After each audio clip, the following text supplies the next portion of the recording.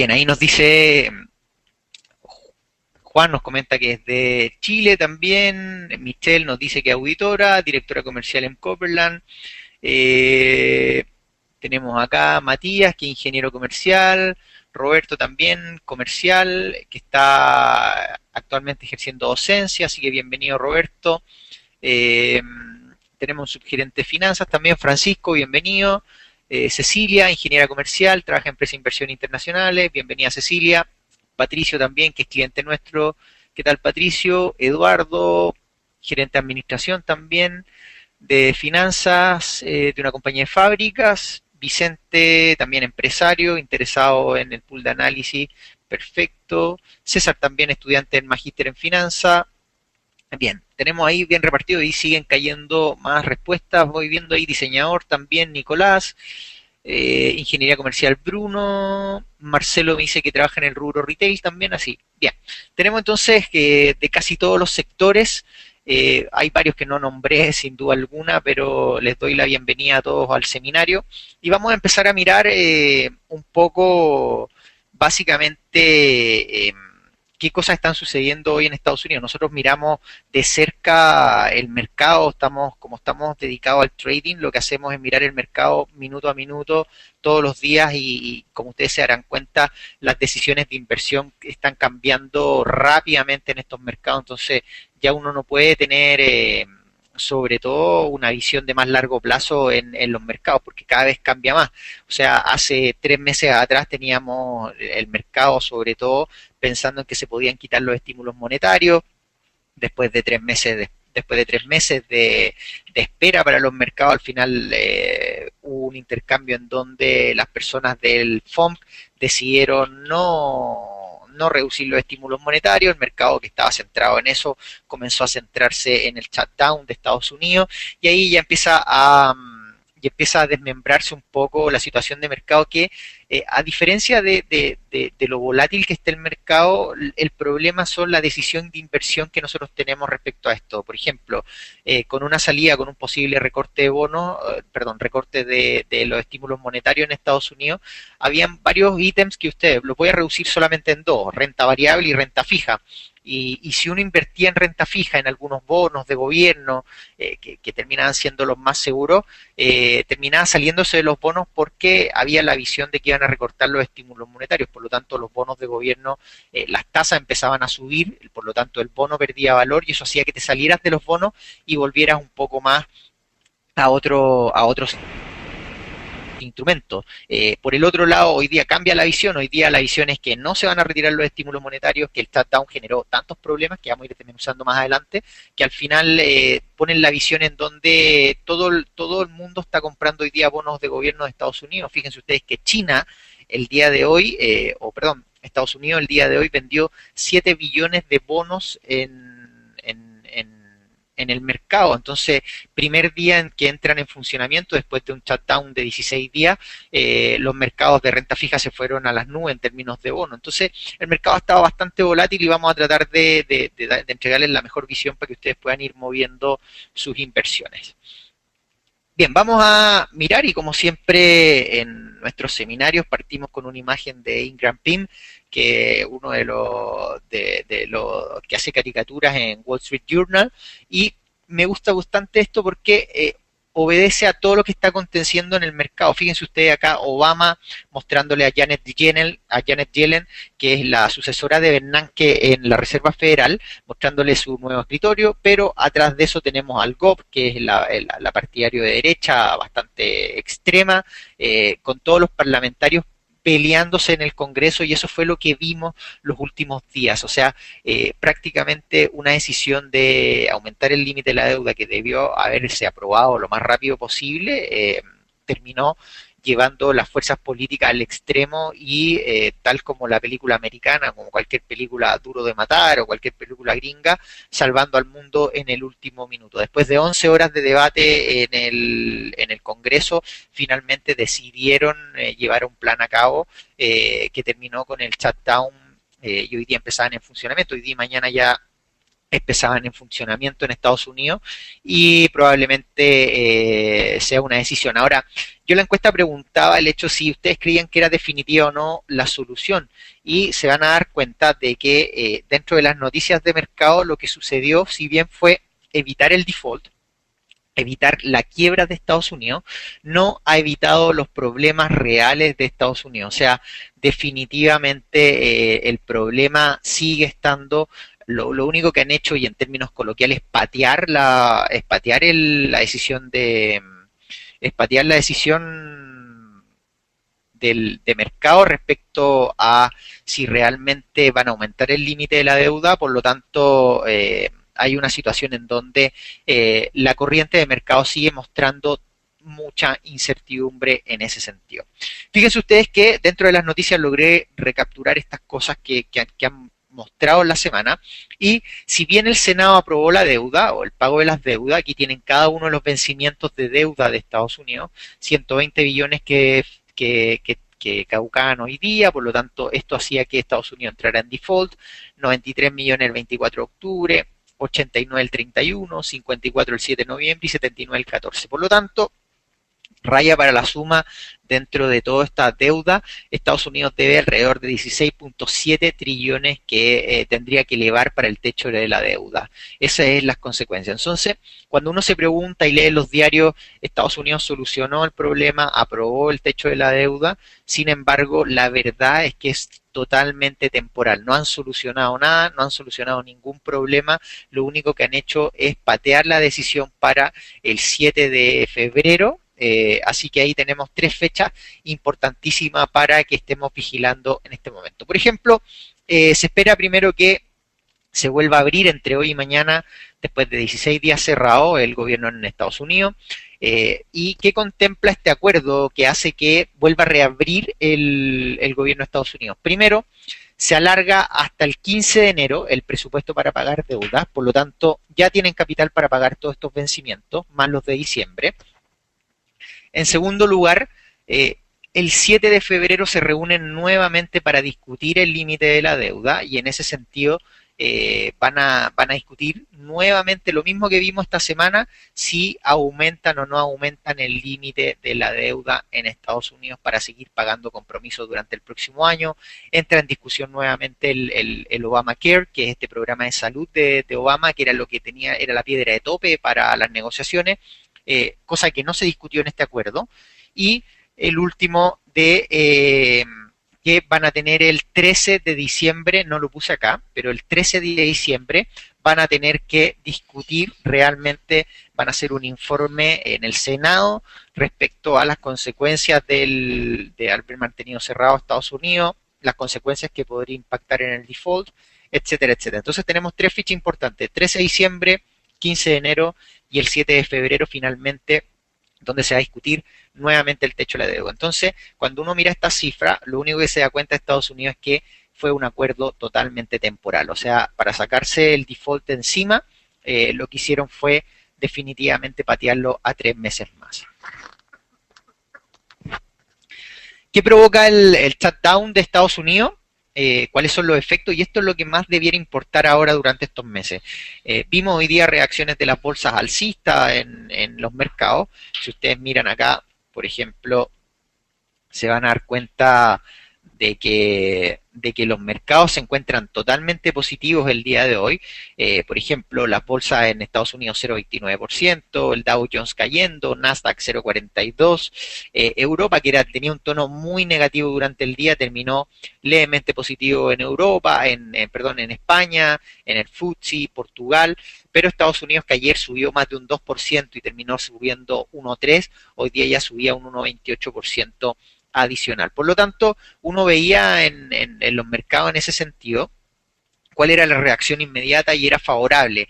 Pero ahí hay un problema enorme, porque la mayoría de las decisiones que uno toma de inversión tienen que contemplar no solamente lo que está sucediendo hoy día, sino lo que va a suceder en el futuro. Y en ese sentido, lo que sucede es el hecho de que Estados Unidos en sí no ha solucionado su problema definitivo y eso trae consigo consecuencias catastróficas. Por ejemplo, si hoy día hubiese habido un quiebre de Estados Unidos, hubiésemos tenido Estados Unidos cerrado, hubiesen subido los bonos, la tasa de los bonos hubiese subido por lo menos sobre un 4%. Eso significaba que las tasas de préstamos de Estados Unidos se encarecían bastante y frenaban nuevamente el sector inmobiliario, que era lo que provocó la crisis del 2008. Entonces, ese default que solamente había vivido Rusia en el 98, Grecia en el 2011 y Argentina en el 2001, dato histórico de los que tenemos, la deuda era bastante potente. Por ejemplo, Rusia cayó en default solamente con 40 billones e hizo que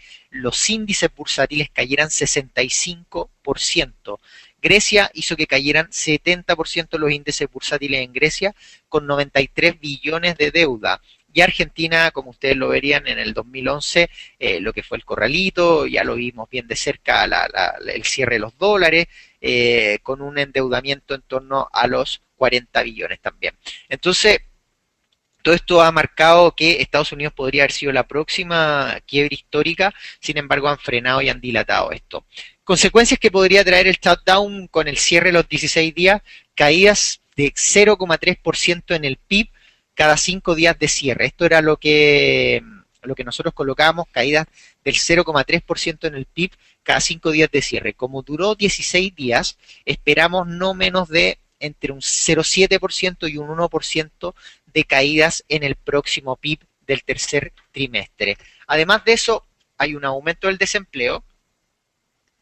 Y recuerden ustedes que el desempleo es uno de los principales caballos de batalla de Estados Unidos respecto a si realmente quitan o no quitan los estímulos monetarios.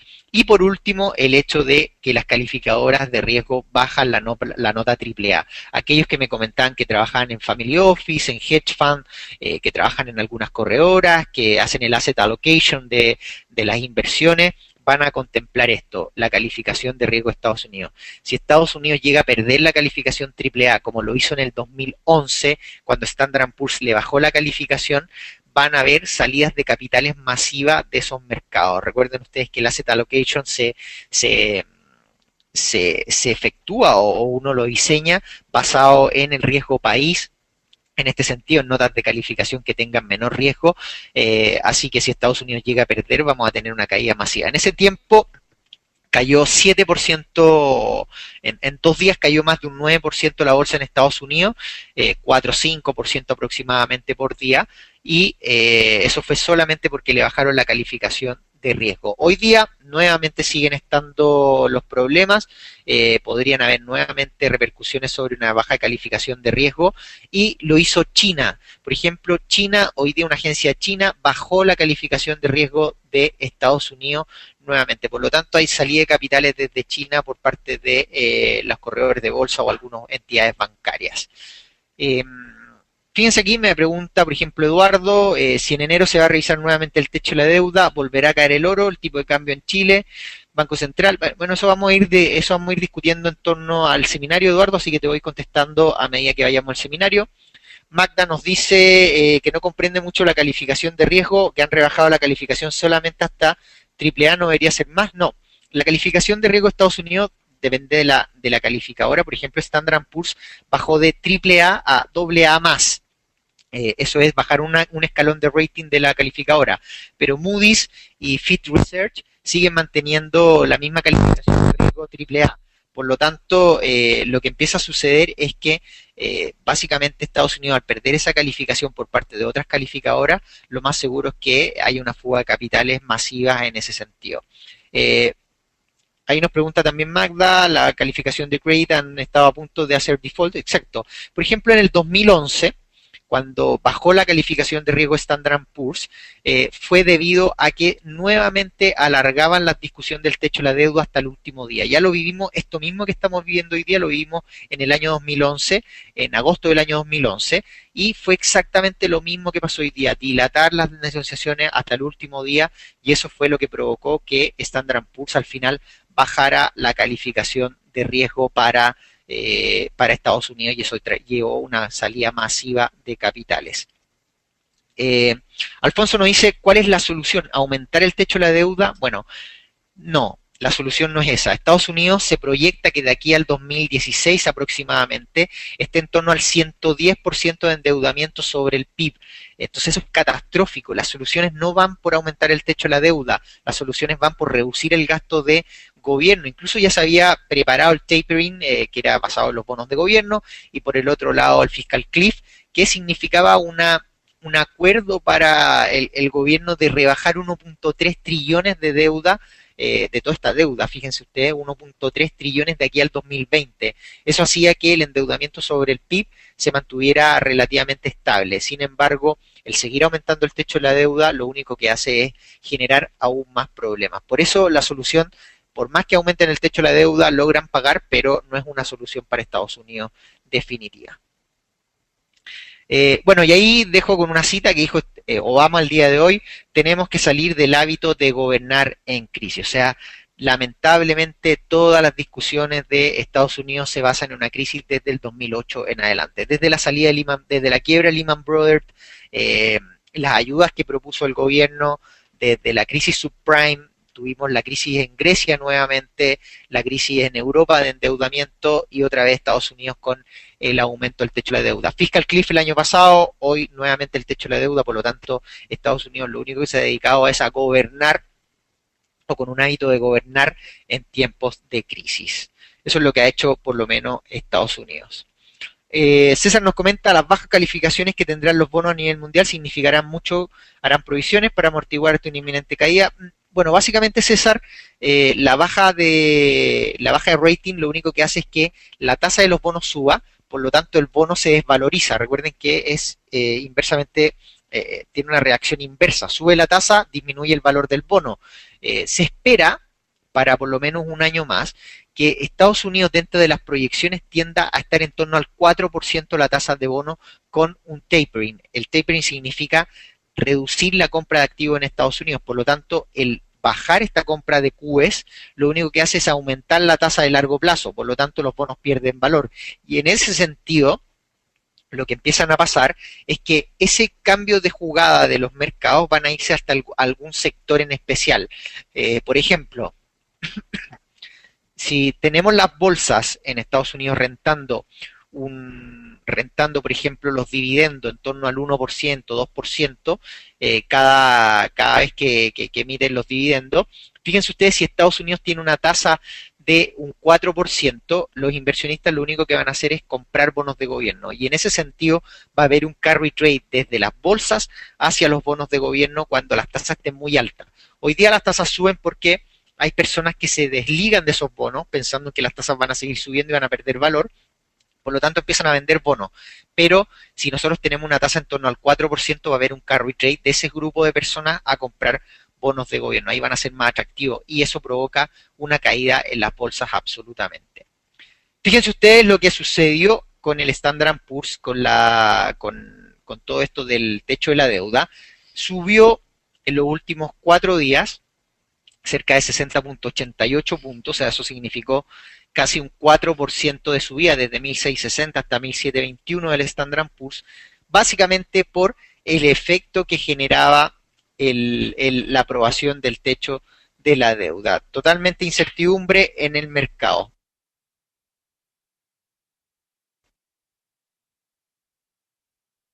Y esto se iba de la mano con, por ejemplo, cuando ustedes tenían una relación en donde en este sector ustedes veían que se estaba haciendo un tapering. El tapering, como es la reducción de la compra de estímulo, de la compra de bonos de gobierno, que eran los estímulos monetarios, provocaron una caída desde 1700 hasta 1660 en el Standard & Poor's, pero la recuperó cuando no llegaban a acuerdo con el techo de la deuda. ¿Y por qué?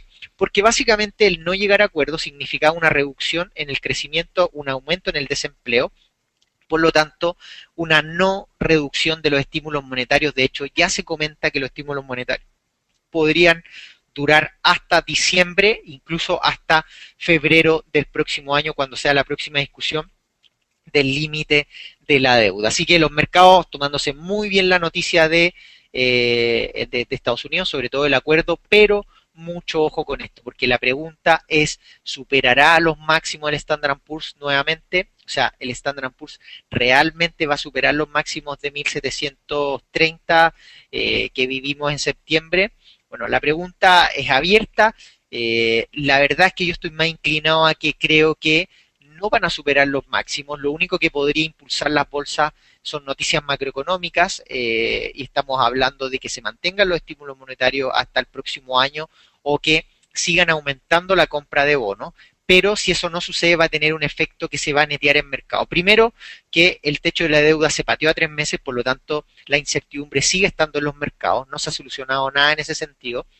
Y por el otro lado tenemos el incentivo de gobierno por parte de la compra de bonos. Entonces, todo este efecto se va a netear y no son variables suficientes como para que el Standard Poor's rompa los máximos. Si nos vamos a los datos económicos en términos empresariales, hemos tenido reportes de Alcoa, mejor a lo esperado, tuvimos Wells Fargo, mejor a lo esperado, JP Morgan, peor a lo esperado, tuvimos también Bank of America, vamos a tener Coca-Cola, que estuvo muy bueno los resultados, y así sucesivamente. Pero la visión de mercado en Estados Unidos es que los datos empresariales este tercer trimestre sean peores que el segundo trimestre. O sea, la composición de las 500 empresas del Standard Poor's van a ser peor que el año pasado. Y eso va a significar que las empresas no estén contratando gente, no estén repartiendo dividendos y los inversionistas van a tender a cambiarse de sectores, probablemente vayan a los mercados emergentes y por el otro lado el hecho de que si las empresas no contratan gente, por el otro lado vamos a tener un alza en el desempleo y va a significar que sigan los estímulos monetarios. Así que esta droga del mercado va a seguir funcionando y manteniendo inflados los mercados sin una razón fundamental detrás de esto. ¿Cómo reaccionó la bolsa? Y esto es lo que creo yo que va a suceder. Por ejemplo, si ustedes se limitan a mirar un poco cuáles son las soluciones,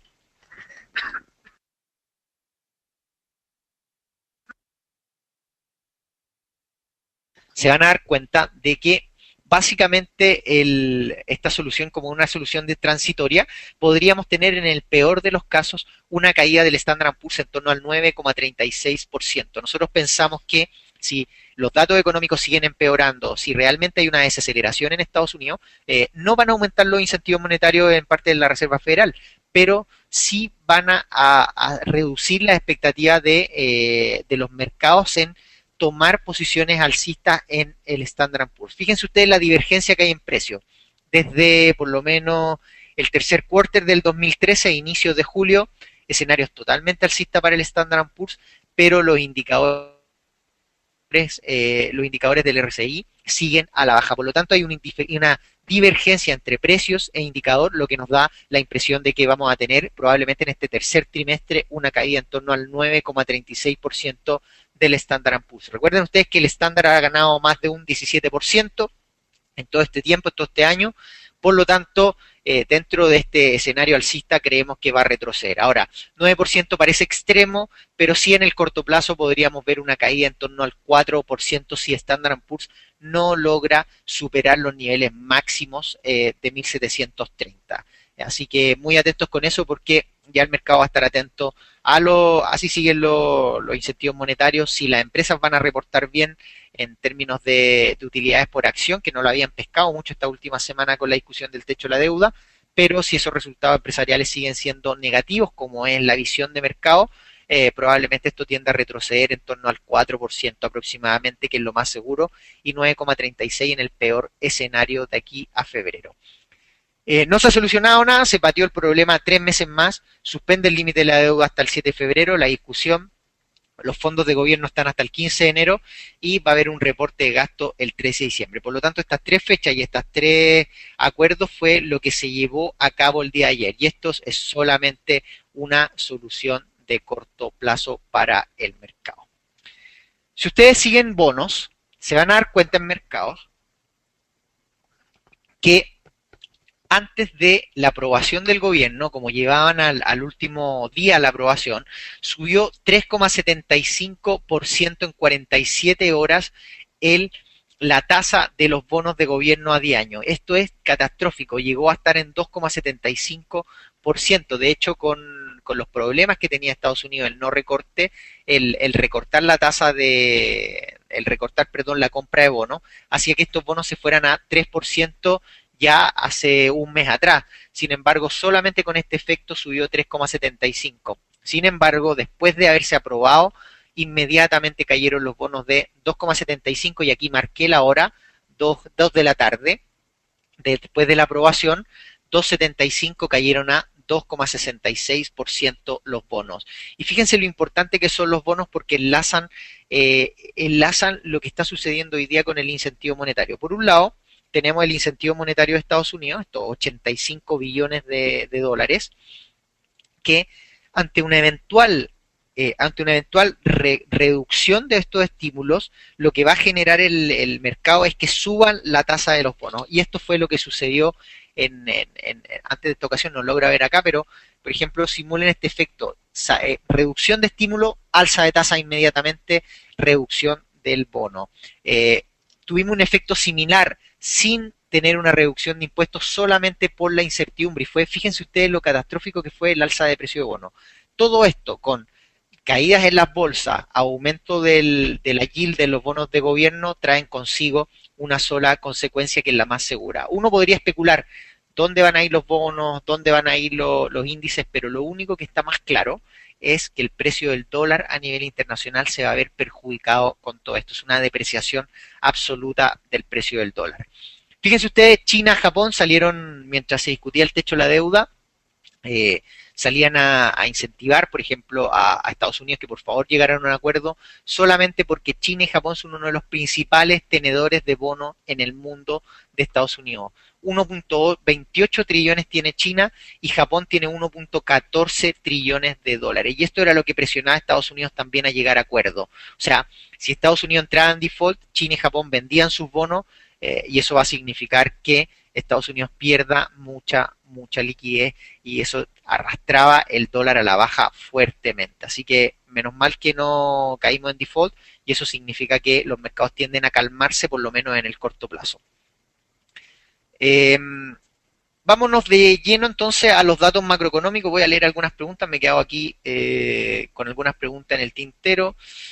Vamos viendo ahí, Cecilia nos dice que sigue a diario el mercado de India y si no, y te cuento que si no fue el único, fue uno de los pocos mercados que no reaccionó ante el acuerdo de Estados Unidos. Sí, India tiene un escenario en particular porque en esta época, como el escenario de matrimonios, lo que arrastra es el precio del oro al alza, arrastra la economía al alza, aun cuando habían reducido su crecimiento en el último tiempo casi 5%, en el último tiempo, lo que había reducido también la compra de oro. Hoy día se pareciera ser que hay una reactivación de India en ese sentido. No miro de cerca a India, pero lo que sí sé y estoy pendiente es que cualquier reducción de India en términos de crecimiento y consumo van a significar caídas en el precio del oro en términos físicos. Alonso nos comenta cuál es la solución, aumentar el techo de la deuda, bajar el gasto. Bueno, Alonso, definitivamente bajar el gasto para Estados Unidos. La reducción del gasto sobre el PIB es lo más importante. Cecilia nos dice, considerando que el dólar se está debilitando, está viendo la rupia india se fortalece. Sí, cualquier noticia de mercado, cualquier mercado emergente se va a apreciar. Por eso hemos visto el dólar peso chileno cayendo ya 7 pesos en casi 3 días. O sea, durante esta semana que partió con 500 pesos, hoy día lo tenemos ya en 4.92 con el cierre de hoy día. Y eso significa que hay una fortaleza de las monedas en mercado emergente. Ya les voy a mostrar más adelante todas las mercados emergentes, pero la rupia, sin duda alguna, la rupia, el peso mexicano, el peso chileno, el real brasilero, se van a apreciar en este último tiempo. Yo apuesto, y mi apuesta está en una depreciación del dólar a nivel internacional fuertemente. Exactamente, Cecilia me comenta si lo ideal es protegerte comprando mercado emergente y currency, que son las monedas.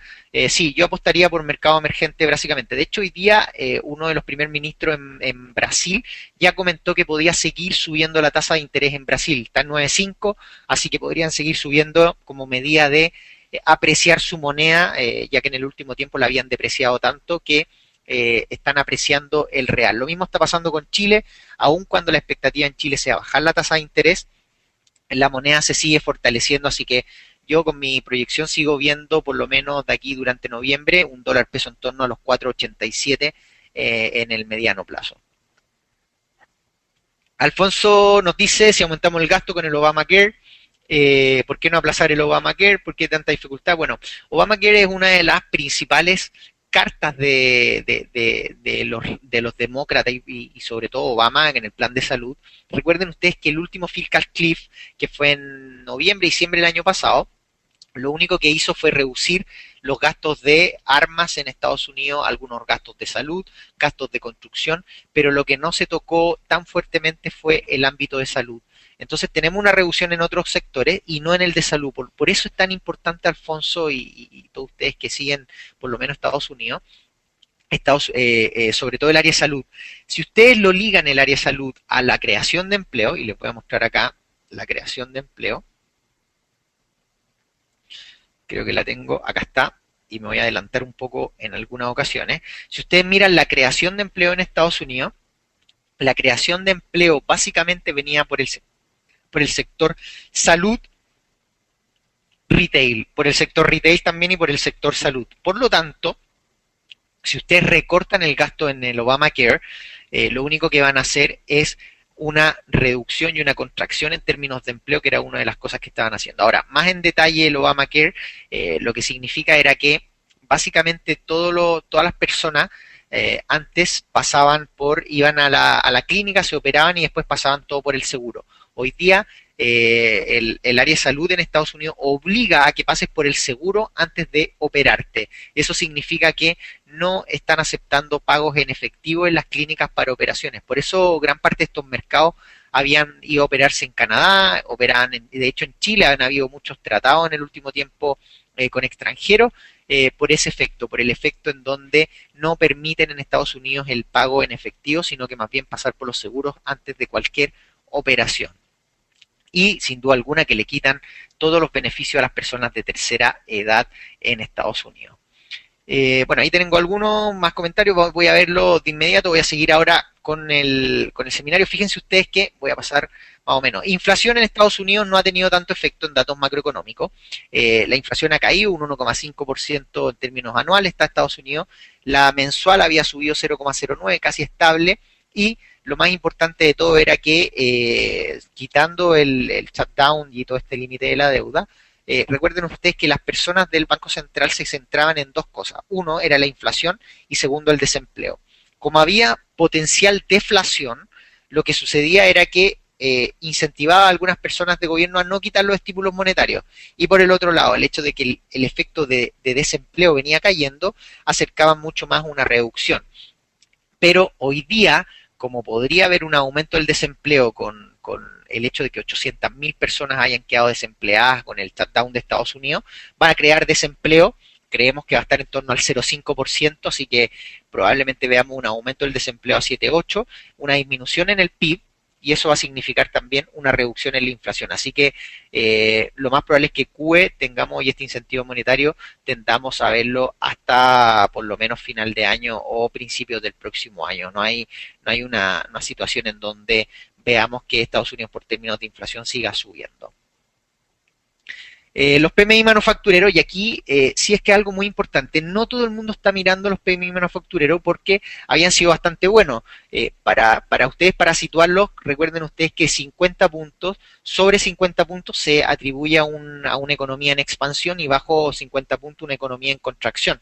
Estados Unidos tiene 56,2 en manufactura, China 51,1, algo que nos beneficia mucho a nosotros. De hecho, hoy día tienen que estar muy atentos hoy en la noche porque sale el PIB de China, se espera que crezca de 7,5 a 7,8% y eso podría traer muchos beneficios en los mercados emergentes. Si China realmente logra crecer a 7,8%, vamos a tener una caída del dólar peso bajo los 4,92 hasta 4,87 y vamos a tener una recuperación del cobre hasta 3,5 dólares la libra. Así que mucho ojo con ese dato hoy en la noche porque podría acentuarse aún más las caídas del dólar peso. Bueno, y esto mira un poco el mercado, la situación de expansión, contracción, y fíjense que se empezó a discutir el fin de semana pasado en Estados Unidos. Como Estados Unidos es uno de los principales manufactureros y tiene competidor Japón, Japón tiene por un lado depreciación de su moneda, lo que hace que gane competitividad a nivel internacional y toda la gente vaya a comprar sus productos. Sin embargo, Estados Unidos tiene un dólar tan apreciado que perdió mucha competitividad a nivel de manufactura y producción. Por lo tanto, podría venir una mini burbuja respecto a los datos de manufactura. Ya se habían visto inventarios alcistas, totalmente grandes los inventarios en términos de manufactura, no le estaban comprando a Estados Unidos y la única solución en ese sentido es depreciar el dólar. Si deprecian el dólar, van a haber flujos de compras hacia Estados Unidos, lo que va a hacer que el sector manufacturero probablemente se mantenga. Ahora, este dato es totalmente anticíclico. Cuando muestra escenarios de muy buenos datos, terminan siendo anticíclicos porque no terminan prediciendo, al final no predicen muy bien cómo se encuentra el ciclo de la economía hoy, pero sí te lleva a un contexto realmente si Estados Unidos logra crecer o no. Ahora, un dato de crecimiento de 56 puntos de Estados Unidos es muy favorable, pero en China pareciera ser que hoy día el mercado se concentra en China, si realmente China crece en este sentido. Eh, Vemos, bueno, las proyecciones del Fondo Monetario Internacional siguen estando bajistas, Estados Unidos 1,9%, pero, y aquí lo puse en negrita, si bien Estados Unidos mostró un crecimiento del 2,6% en el PIB, un 1,1% en el primer quarter, un 2,6% en el segundo, lo que te da alrededor de un 6% de promedio, ¿qué va a pasar con el Shutdown? Y la consecuencia de haber cerrado Estados Unidos, lo único que va a provocar es que Estados Unidos reduzca su crecimiento por lo menos entre un 0,7% y un 1%. Así que podríamos ver Estados Unidos en el próximo PIB de trimestral mostrando un dato en torno al 1% y eso va a ser catastrófico para Estados Unidos en términos de proyecciones. O sea, todos esos flujos de capitales con una reducción del crecimiento se van a ir a aquella economía emergente que están creciendo. Y en una de esas está Chile y ya vamos a ver por qué. Bueno, datos de empleo en Estados Unidos, hoy día con el shutdown, fíjense que las peticiones de desempleo subieron a 358.000. Ya subieron desde la última semana, aquí marqué desde el 1 de octubre, que se encontraban en torno a los 300.000, 294.000, subieron con el shutdown a 373 y 358. Por lo tanto, es de esperar que si hay un aumento de peticiones de desempleo, la creación de empleo no agrícola tienda a caer. Un dato que veíamos todos los primeros viernes de cada mes, se suspendió el primer viernes de octubre porque estaba cerrado Estados Unidos. Y fíjense ustedes que no hay un dato oficial de cuándo vamos a tener el dato de desempleo en Estados Unidos. Por lo tanto, tenemos a los mercados totalmente en vilo, cuál va a ser la tasa de desempleo, cuál es la creación de empleo no agrícola, pero uno en consecuencia con todo este cierre, con bajas calificaciones de riesgo, con salidas de capitales, podría interpretar que los datos de empleo no vienen del todo buenos. O sea, podríamos tener un aumento en la tasa de desempleo a 7,6% en el mejor de los casos, en el peor de los casos 7,8%, y podríamos tener también una reducción del empleo no agrícola. Recuerden ustedes que las empresas en Estados Unidos no están contratando, así que si no contratan no va a haber un aumento del empleo y mientras esté en discusión la reducción del gasto tampoco va a haber un aumento del empleo por parte de Estados Unidos. Entonces aumentan las peticiones de desempleo y si logramos ver nuevamente peticiones de desempleo por sobre los 400 va a ser peor para Estados Unidos en términos de mercado. Hoy día ya se encuentra sobre el promedio desde junio en adelante, se encuentra sobre el promedio de 330.000, así que mientras se siga manteniendo la visión es negativa para Estados Unidos en términos de crecimiento. Pero como existe esta droga que se llama QE, esta droga que se llama incentivo monetario, malos datos económicos podrían hacer subir las bolsas a nivel internacional, no así el dólar. El dólar es lo más claro que tenemos, dólar a la baja, pero las bolsas a nivel internacional podrían subir por el efecto que provoque seguir manteniendo el estímulo monetario y que probablemente haya mayores estímulos monetarios.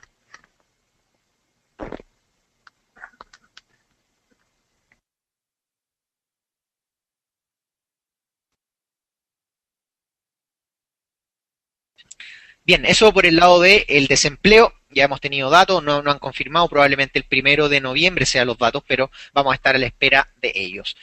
Por el otro lado, China, y esto es lo que les comentaba yo, van a tener que estar atentos a China el día de hoy. Hoy día China presenta su dato de PIB. China tiene un crecimiento de 7,5% en el dato del PIB. Ya una de las personas del Banco Central, el Banco Popular Central en China, había comentado que si China crece bajo 7 o crece en torno al 7,2%, todavía China puede cumplir con todas las proyecciones de crecimiento a nivel mundial, las compras en mercado emergente, crecimiento a nivel nacional, etcétera.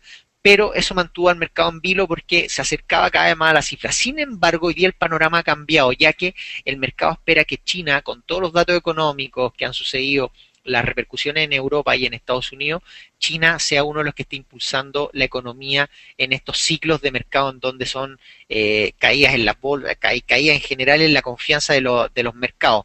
Y eso podría hacer que China crezca un 7,8%. Si esto sucede, si China crece un 7,8%, nosotros tenemos la proyección, y les voy a mostrar acá, tenemos la proyección de que el dólar peso chileno podría caer de los niveles de 4.91, 4.92 y podría ir a buscar fácilmente los niveles de 4.87. Esto es una de las proyecciones que nosotros manejamos.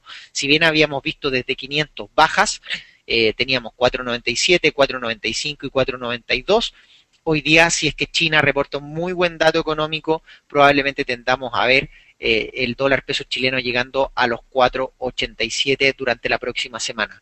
Pero esto trae consigo, si China mejora, aumento en los mercados emergentes y un precio del cobre rompiendo estos niveles, llegando a niveles de 3,4 y 3,5 dólares la libra. Si ustedes son seguidores de los análisis técnicos, se van a dar cuenta que aquí hay un hombro cabeza a hombro invertido y hay un segundo hombro en formación, por lo tanto dentro de esta proyección del segundo hombro vamos a tener un quiebre que nos podría llevar a 3,5 dólares la libra para el mercado. Y esto, un dólar depreciándose, un precio del cobre subiendo, vamos a tener un dólar peso en torno a los 4,87. Hoy día se discute en Chile la decisión de política monetaria sobre la tasa. Todas las encuestas marcan 5% de mantención de tasa, ya tengo unas láminas más adelante, pero yo creo que la concentración hoy día, cuando todo el mercado sabe que Chile no va a bajar las tasas, sería una sorpresa totalmente bajar las tasas, van a estar pendientes del dato de China. China, si es que llega a crecer un 7,8%, mañana debiésemos ver un dólar peso a la baja. Y los datos de China han mejorado, fíjense ustedes cómo las importaciones han aumentado de 1.620 millones a 1.704 millones de dólares.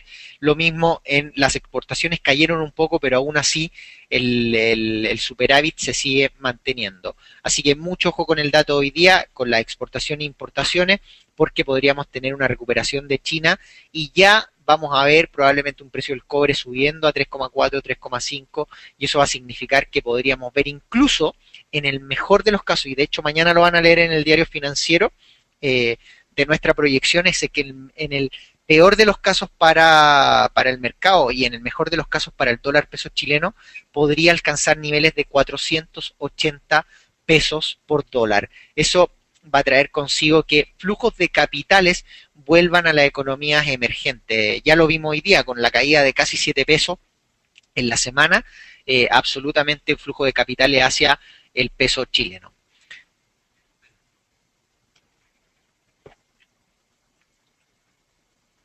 Bien, tenemos, bueno, dólar peso, en realizar en los retornos en general en el dólar peso. Fíjense que el dólar peso ha perdido alrededor de un 7% en este último tiempo, en este año. Economía emergente también, el bolívar venezolano más de un 30%, el oro más de un 21%, aunque ha recuperado en este último tiempo. Dólar australiano también, pero este trimestre, yo les diría que desde mayo hasta por lo menos agosto, logramos ver en mercados una apreciación del dólar a nivel internacional. Y el dólar se apreció básicamente porque habían expectativas de que se retiraran los estímulos monetarios en Estados Unidos más el efecto Siria. Pero hoy día, cuando quitamos el efecto de estímulos monetarios de retiro, quitamos la Siria del camino, absolutamente vamos a ver economía emergente en términos de moneda subir.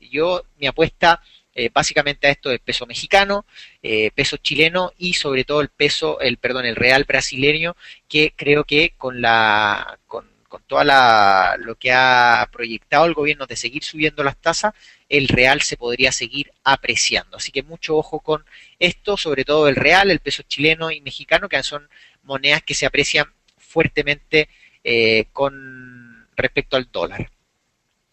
Fíjense ustedes el dólar peso chileno, cómo ha sido la evolución, 2009, 10, 11 y 12. Si miran el 2012 muy plano bajo los 500 pesos, el 2011 en este escenario de octubre ya había una recuperación, sobre todo en el 2011 porque el efecto que provocó el shutdown también en Estados Unidos en el año 2011, el hecho del límite de la deuda, el efecto que provocaba la incertidumbre en mercados, nuevamente Grecia, hacían que el 2011 se proyectara un alza del precio del dólar. Sin embargo, el día de hoy, tanto el 2009 después de una crisis como el día de hoy, podríamos tener un dólar nuevamente, un peso chileno, perdón, nuevamente apreciándose, así que no se olviden que podríamos incluso ver dólar en torno a los 4.80 en los próximos meses. Muy difícil que logre volver a 520, sí podríamos ver una proyección de alza de 594.96, perdón, acá lo habíamos proyectado, de hecho creemos que hay una gran probabilidad que de no romper los 4.92 vaya a buscar estos niveles de 4.97 y 4.95, pero la presión sigue estando con el dólar peso a la baja para ir a buscar los 4.90 y los 4.87, perdón. Así que podríamos ver algunos rebotes, sí, mientras no rompa los 4.92, pero creemos que se podría acelerar esa ruptura siempre y cuando hoy día en la noche China reporte muy buenos datos empresariales en ese muy buenos datos, perdón, del PIB en ese sentido. Así que mucho ojo con eso. Dólar peso, la misma proyección, 4.85, la que teníamos, lo que les comentaba, esto va a quedar después en las diapositivas, si ustedes la quieren, se la pueden pedir después, ya les doy el dato, lo pueden pedir y les mandamos las slides para que la vean con más detalle. ¿Y qué sucede con el dólar a nivel internacional? Ya veíamos dentro del seminario el hecho del efecto del dólar a nivel internacional, que con quitar los estímulos monetarios el dólar se apreciaba. Sin embargo, ahora que el límite de la deuda generó mayor incertidumbre, podríamos decir que el estímulo monetario no se va a quitar hasta final de año. Entonces, nuestra proyección en ese sentido es que caiga el precio del dólar hasta los 78, y estamos hablando del dólar a nivel internacional, y probablemente rompa los niveles de 78 para venir a buscar niveles de 77 o 76. Las proyecciones siguen siendo bajistas, solamente se aprecia el dólar a nivel internacional con la incertidumbre, pero hoy día, como hay un efecto en donde se ha pateado solamente la discusión del límite de la deuda para 3 meses más y no tenemos una recuperación en Estados Unidos, el dato macroeconómico, y seguimos viendo un incentivo monetario, el dólar a nivel internacional podría volver a sus niveles más bajos. Así que mucho ojo con esto, por eso nuestra proyección del dólar a la baja. Bueno, César nos comenta si es posible ser realista que Estados Unidos pueda bajar el gasto público conociendo la vía norteamericana. Es muy difícil. Lo intentaron, César, con este fiscal cliff que reducía 1.3 millones de aquí a 2020, pero pareciera ser que Estados Unidos tiene un problema muy grande en términos del aumento del techo de la deuda y sobre todo que ese problema viene en términos políticos. Creemos que las soluciones no van por incentivos monetarios. De hecho, yo les cuento algo, los incentivos monetarios en Estados Unidos que hacen crecer tanto las bolsas solamente aportan un 0,1% de crecimiento en el PIB. O sea, el efecto que tienen los estímulos monetarios son nulos durante los después del sexto mes terminan siendo nulos. Entonces, ¿qué es lo que podríamos ver acá? Definitivamente que el estímulo monetario ya acabe su efecto, sobre todo en diciembre, enero de este año. Ese efecto mínimo que es crear crecimiento en el PIB termina siendo nulo. Ahora, lo que sí ayuda, sin duda alguna, yo saqué de las slides, pero la tenía de seminarios anteriores, el hecho de que si ustedes comparan el Dow Jones, si ustedes comparan el empleo con el estímulo monetario, cada vez que hay un estímulo monetario, el empleo se reduce en Estados Unidos. Por lo tanto, el efecto viene más por, parece que, creación de empleo, un poco más de incentivos laborales, más que el crecimiento en términos del PIB, porque aporta bastante poco. Tenemos también, Alexi nos pregunta, ¿se mantiene el trade-off de inflación de desempleo? En realidad no, porque hay una baja en la inflación y baja en el desempleo, por lo tanto ese trade-off que había de que uno estudia en la universidad en términos de economía, en la curva de Phillips, no se da en este caso. O sea, teníamos la inflación en Estados Unidos cayendo y el desempleo cayendo. De hecho, en Chile, por ejemplo, se cumple porque tenemos un desempleo cayendo y una inflación subiendo, pero en Estados Unidos con el efecto del QE se han perdido todas las relaciones fundamentales en Estados Unidos, o sea, no tienes que mirar ese efecto porque hoy día no se provoca por el incentivo monetario. Alberto nos dice si baja el dólar, suben las bolsas. Bueno, ese es un efecto, Alberto, que erróneamente se mira en mercado. Por ejemplo, uno escucha de repente cuando dice el precio del dólar cayó porque el precio del cobre subió. No es necesariamente así. El dólar con el precio del cobre tiene una correlación en torno al 0,56%, por lo tanto, muchas veces te vas a encontrar con el dólar subiendo y el cobre subiendo. Entonces, no tiene una relación directa, por lo tanto, no puedes juzgar si el dólar sube, las bolsas también, si el dólar sube, las bolsas caen, o si el dólar cae, las bolsas suben. No tiene una relación. Hoy día menos en Estados Unidos. En Chile podría ser levemente, pero hoy día en Chile el dólar peso tiene más especulación en términos de fortaleza. Todos los datos económicos en Chile apuntan a que es mucho más fuerte. Fíjense ustedes acá, en tipo de cambio real, cómo se fortalecen datos económicos en Chile. Por ejemplo, el PIB en Chile 4,1%. Si bien hay una curva de alza y reducción, sigue estando por sobre lo que esperaba el mercado, así que hay una recuperación. En términos de ventas de retail, mira lo fuerte que están las ventas de retail, 7,7, 10, 12%. Lo mismo en trimestral, 4 meses a 13%. La tasa de desempleo cayendo de los niveles mínimos de 6% a 5,72%. Tenemos por el otro lado la inflación acumulada 1,9%, y ahí es donde el Banco Central pone los ojos básicamente en estas variables. ¿Por qué el dólar peso rompió los 500? Por estas variables, porque el peso chileno sigue teniendo fundamentos mucho más fuertes. Inflación alcista, lo que presiona al Banco Central a no bajar la tasa. Retail, demanda muy fuerte en términos de consumo, también un efecto inflacionario, con un efecto rebote inflacionario, muy buen consumo y demanda. Tenemos el términos del PIB creciendo, cayendo, pero creciendo sobre las expectativas. Ya hayamos acumulado 4,4% en un semestre. La tasa de desempleo cayendo aún más. Entonces, todos estos datos económicos lo único que hacen es fortalecer el peso chileno. Y por eso la pregunta, ¿por qué el dólar peso rompió los 500? Bueno, dentro de las variables macroeconómicas, y para no leer todo esto, tenemos en Estados Unidos, ¿mejorar los datos de empleo? No, porque con el shutdown lo único que hace es aumentar el desempleo. Y Janet Yellen, por el otro lado, que sigue con la visión de mantener los estímulos monetarios. Por lo tanto, si mantienen los estímulos monetarios, el dólar se va a seguir depreciando. El desempleo en Estados Unidos sigue alto y con el shutdown podría aumentar. Y Bernanke dijo que no iba a reducir los estímulos monetarios hasta que no llegase a 6,5 la tasa de desempleo. Tercera parte, inflación en Estados Unidos, 1,5%, se aleja del rango meta del 2% y vamos a ver cómo va a ser la inflación los próximos meses con el shutdown de Estados Unidos, con el aumento del desempleo, con una caída en el PIB y probablemente con una caída en la inflación.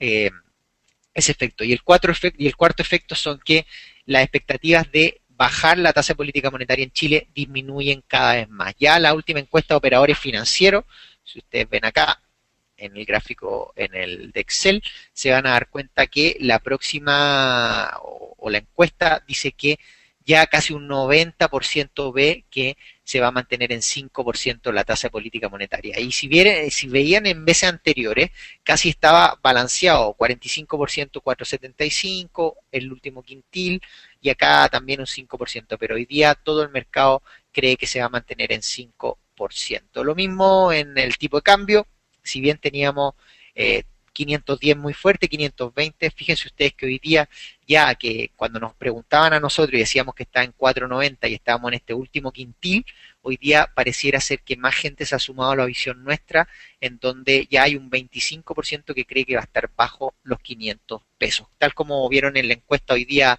que hicimos nosotros en línea, ya se mantiene bajo los 500 pesos. Los fundamentos para el dólar peso chileno que se sostenga sobre 500, lo único que podría hacer que el dólar peso subiera es que el Banco Central bajara la tasa de interés en este mes o el próximo.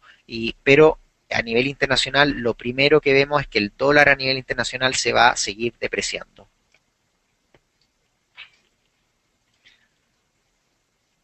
Bueno, esas son las razones, variables macroeconómicas muy fuertes, así que seguimos viendo un dólar peso totalmente a la baja.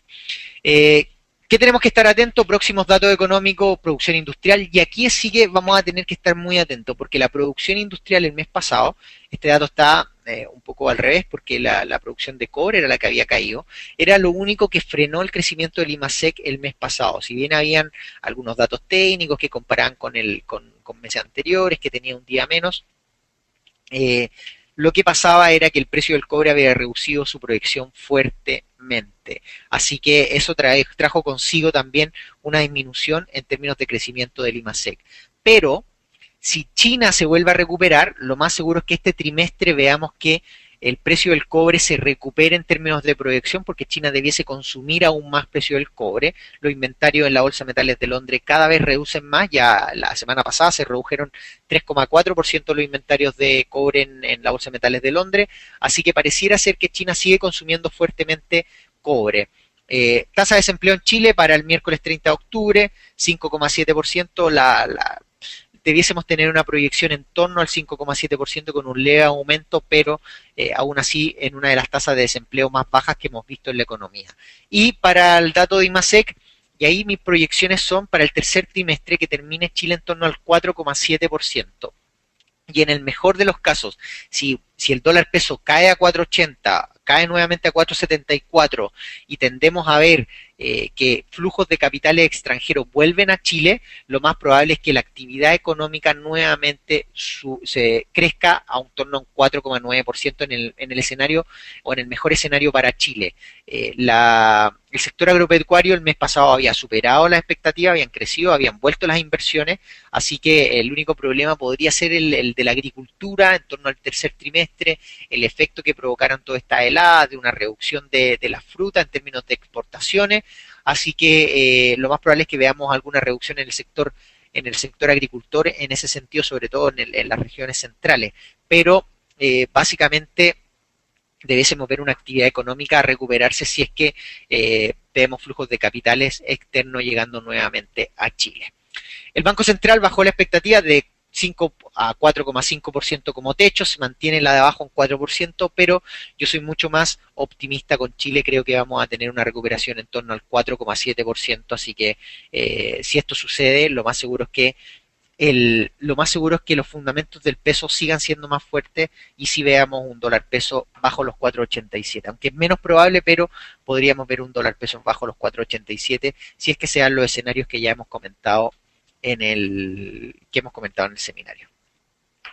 Bueno, algunas oportunidades, como hay un dólar depreciado a nivel internacional, nosotros mandamos una, ya a nuestros clientes la de haber llegado, una depreciación del dólar canadiense, básicamente por un efecto en donde los mercados emergentes y sobre todo los ligados a commodities van a empezar a subir. Canadá, recuerden ustedes que está ligado al carbón y al petróleo, Chile al precio del cobre, Australia al precio del oro, por lo tanto todos esos mercados van a empezar a estar más fuertes, sobre todo el canadiense. Y en este efecto tenemos una caída por lo menos de 1.030 que entramos hoy día. Tenemos tres objetivos, 0.25, 0.18 y 0.09. Creemos que llega a llegar el dólar canadiense nuevamente a una paridad de 1 y eso podría significar estas cantidades, ya ustedes lo pueden discutir, pero nosotros creemos que vamos a tener un dólar canadiense cayendo fuertemente en los próximos meses. Lo mismo en la oportunidad del dólar peso, si bien creemos que el 4.92 podría venir algunos rebotes a 4.96, no vamos a olvidar que hoy día en la tarde tenemos un efecto del precio del cobre. Si el precio del cobre, de China, si China en el PIB realmente reporta 7,8%, vamos a tener una ruptura de 4,92 hasta 4,87. Si no lo hace y se mantiene en torno a la expectativa o un poquito más bajo de la expectativa, lo más probable es que el dólar peso chileno rebote a 4,96. De hecho, hoy día ya los forward estaban en 2.2 pesos, eso significaba que los puntos forward habían aumentado bastante en las posiciones de compra de forward, así que hacían que el dólar peso terminara en torno, si los cerraba a 4.92, que cerrara un forward en torno a los 4.96, entonces bastante caro, por lo tanto, mucho ojo con aquellos que se quieren comprar, porque si bien vemos un techo en 4.96, todavía no hay fundamentos internacionales para que el dólar se aprecie. Así que vemos un efecto más bajista para la moneda nacional en ese sentido en el largo plazo. Aunque en el corto plazo vemos todavía 4.96. Y por último, el precio del oro, que es uno de los que todos ustedes están mirando. ha sucedido algo importante. Por ejemplo, el precio del oro subía cuando todavía Estados Unidos estaba cerrado. Si Estados Unidos seguía en el shutdown, el oro subía. Por el otro lado, hoy ya cuando se acordó el límite de la deuda y se pateó 3 meses, el oro subió con mucho más fuerza. Algo que debió haber hecho al contrario, subió. Y aquí tenemos varios efectos. Primero, India con este efecto de matrimonio, regalar joya. China en recuperación también podría traer consigo el precio del oro al alza. Y por el otro lado, el efecto que provoca el dólar depreciándose. El oro y el dólar tienen un efecto de correlación negativa. Por lo tanto, si vemos una visión del dólar cayendo, vamos a ver una visión del oro subiendo hasta probablemente 1374 durante los próximos meses. De aquí a finales de noviembre podríamos ver un precio del oro en torno a los 1374 en una visión de largo plazo. Ahora, efectos, tenemos India, tenemos China crecimiento probablemente, depreciación del dólar y lo último es que el efecto del precio del incentivo monetario lo único que va a hacer es depreciar el dólar a nivel internacional, por lo tanto eso va a hacer que el precio del oro suba, así que todos esos efectos tenemos para el precio del oro. Por ahora no lo vemos caer más allá de 1250, creemos que sigue con un efecto alcista. Bueno, esas son las oportunidades en general que se han dado en mercado. Yo con esto termino el seminario, espero que le haya quedado claro más o menos nuestra visión, lo que ha sucedido con el shutdown de Estados Unidos. Lo más importante de todo es que tengan claro que Estados Unidos la solución es totalmente temporal y ya en 3 meses más vamos a estar discutiendo nuevamente el límite de la deuda en Estados Unidos, así que vamos a tener estos mismos escenarios. El correo para pedir la presentación es office@exdirect.cl. Recuerden ustedes si quieren tomar alguna de las oportunidades que hay en mercado, sobre todo en el oro, en el dólar peso o en alguna otra oportunidad que ustedes quieran ver en acciones o en Standard & Poor's, lo pueden hacer, así que pueden contactarse con algún ejecutivo de inversiones de nuestra empresa. Yo por ahora me quedé con varias preguntas en el tintero. Jorge nos preguntó el oro, te contesté un poco Jorge. Cruz, el euro dólar. Te invito, Cruz, mañana en el seminario de la mañana. Te comento más en detalle el precio del euro dólar, pero todavía seguimos alcista hasta por lo menos 1.37. Alonso, ¿cuál debería ser la estrategia de Chile frente al escenario tan riesgoso? Mira, Alonso, esta pregunta yo creo particular, si el dólar peso llega a estar bajo los 4.80, me da la impresión de que Chile podría bajar la tasa de interés de 5 a 4.75. ¿Por qué? Porque esa baja de tasa de interés va a depreciar el peso y eso va a llevar al dólar peso a subir por lo menos 10 pesos en ese sentido. Aún así, si se mantiene el dólar depreciado a nivel internacional, creo que el único mejor escenario para que el Banco Central baje la tasa de interés va a ser cuando el dólar peso esté tan bajo para poder incentivar el crecimiento de este año y el próximo año. Pero como se ha dado en años anteriores, Chile en general tiene una política tan anticíclica que cuando el mercado está cayéndose, como Europa, como Estados Unidos cayéndose, Chile tiene una recuperación bastante fuerte en ese sentido. Así que podrían venir las especulaciones por ahí. Alberto nos dice las AFP están relacionadas con el shutdown, absolutamente Alberto, pero hoy día está más en el ámbito nacional el problema de las cascadas. Hoy día ya la Superintendencia de Pensiones se metió al problema de las cascadas, pero yo te diría una cosa, que si Estados Unidos logra caer en el PIB, tus fondos de pensiones, en ese sentido, en todos los que tienen indexado mercado internacional, van a caer consigo también las bolsas en el mercado chileno. Así que mucho ojo con eso porque podríamos tener una reducción. Si es que Estados Unidos cae 3% o 9% como nuestra proyección más catastrófica, yo creo que los fondos de pensión ahí sería bueno cambiarse del A al E, pero hay que estar muy atento a algunas rupturas en ese sentido. Si se dan algunos escenarios, yo te diría que quizás sea bueno no estar tan expuesto al riesgo en las pensiones. Miguel nos dice, en caso de bajar a 4.87 o menos, probabilidad de intervención del Banco Central, sí, creo que ahí sí podría estar, pero la intervención sigue estando bajo 4.60. Si el dólar a nivel internacional se deprecia y los mercados emergentes siguen subiendo en moneda, no hay razón para que el Banco Central intervenga el peso chileno. Pero sí podría bajar la tasa de interés, que eso sería una intervención de una política monetaria expansiva que deprecia la moneda chilena y eso podría llevar a un dólar peso a subir. Así que mucho ojo con eso, Miguel, también, que podría darse ese escenario que es uno de los más favorables. Bueno, muchachos, yo los dejo. Un abrazo a todos. Les dejo la presentación. Ahí lo pueden pedir a Office. Úrsula se los va a enviar encantado. Espero que hayan por lo menos tenido un poco más claro la situación de Estados Unidos, lo que sucede en el mercado. Sin duda alguna, todas estas visiones pueden ir cambiando con cada uno de los datos económicos que se vayan dando en el mercado, pero por lo menos pueden tener una pauta para enfrentar las próximas semanas y los próximos meses en términos de inversiones. Mucho ojo con la tasa de bonos de Estados Unidos, ojo con el shutdown y las discusiones que se van a ver en diciembre, enero y febrero, y por el otro lado las bolsas que podríamos ver una caída también o un efecto neteo con primero caídas en el precio del PIB o crecimiento en Estados Unidos y por el otro lado que se mantengan los estímulos monetarios. Así que mucho ojo con eso. Un abrazo a todos, nos vemos entonces. Muchas gracias por haber asistido al seminario. Nos vemos en algún próximo seminario y aquellos que nos siguen todos los días y que seguimos conversando, nos vemos mañana en el seminario de la mañana. Así que un abrazo, buena suerte y que tengan un muy buen fin de semana.